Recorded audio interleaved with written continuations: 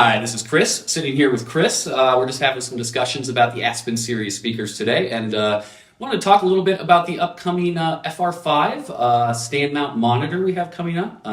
I'm very excited about this speaker to come out. I've been an audio engineer for about 20 years and have a nice mix rig at home, and Chris and I have talked about how it's going to be fun to bring in those FR5s to my home studio and put them up next to what I use are ATC studio monitors and just kind of get a vibe from them and see how they would translate in the world of studio mixing. So that's going to be a lot of fun, and the FR5s are in the works, and we should have some prototypes pretty soon. So can we talk a little bit about the upcoming FR5? Yeah, I bet you guys are getting a sneak peek on some of this stuff. We had talked about doing a full speaker line early on, but it's finally happening here. Yeah. We're getting the last couple models done.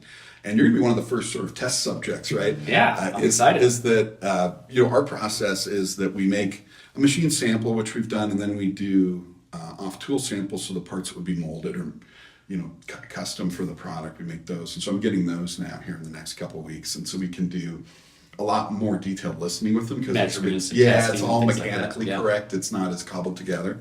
And there's been, Paul's done some videos on what is the difference between a studio monitor and a hi-fi speaker. I would say a lot of these stand mount monitors, like the one we're building, could conceivably be used as a reference, hopefully. Mm-hmm. There's and the ATCs, are great speakers. I've always loved their speakers. They've been, their 3-inch dome mid that they use in their larger speakers is kind of a high watermark for mid-range performance, and something that I tried to, do as well at distortion-wise with our planar mids, and we were very similar in that regard. And it's the range it covers and sensitivity and output and that kind of thing, and distortion. But they're great speakers, so it'll be fun to match them up against those and listen. But doing a two-way speaker is actually both the easiest and hardest kind of problem, because there's only a mid and a tweeter, and midwoofer and a tweeter, and it's a simple configuration, but they're both over wide bandwidth, and you want to get as seamless a transition and as much frequency response as you can out of it. Yeah. And on our stand mount, FR series was originally meant to be full range, and then it just became the brand. An acronym, but you can't really have true full range output from a stand mount, but we tried to get pretty close. So you sacrifice output and efficiency versus bass extension somewhat. Sure. So I made a really high performance woofer that can have the output, at least we'll move 3/4 of an inch peak to peak for a 7-inch woofer, which is kind of a lot. Sure. So it can move enough air to actually get pretty low. So we're have the monitor stand mount tuned down in the low 30s, which is pretty low. That's awesome. But they take a little bit of power to get going as a result, because they're kind of low 80s sensitivity. But it's easy to get a solid state amp that's 100 watts and into 4 ohm and have great performance out of them.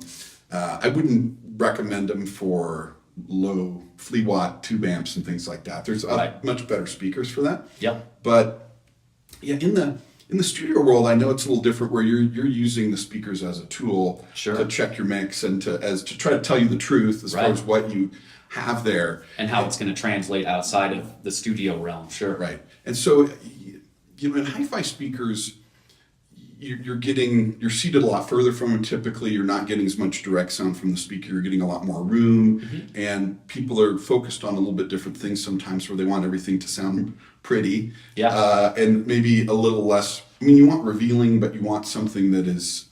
People are very sensitive to harshness or edge or things like that. And I know in the studio environment that's true also, but you don't want to have something probably pretty something up more than it really is, or have the balance that's richer than what it really is. So you're really focused on accuracy, number one. Absolutely, yeah. And we are in hi-fi too. Yeah. And I didn't design the speaker with any sort of house sound where we're trying to scoop something out or do something. Or have an emphasized frequency. Right. I tried to make this as neutral as possible. Again, because music varies in its production, and you can't applying a certain response to everything. Frequency curve is going to not work for everything. Yeah. So I'm really excited to hear it in your place, and also being that you've heard a lot of A lot of studio monitors. Yeah, yeah. Yeah. And there's some amazing stuff made these days.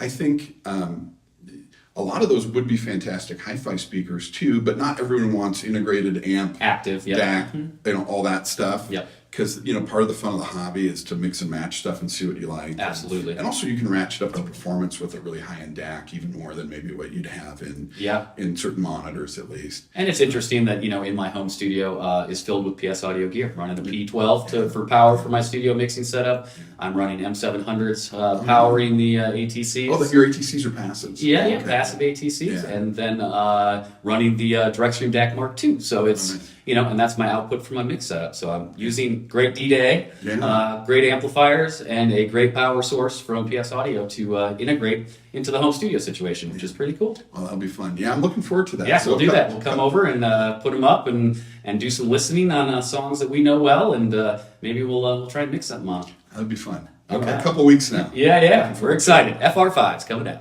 Thanks, guys.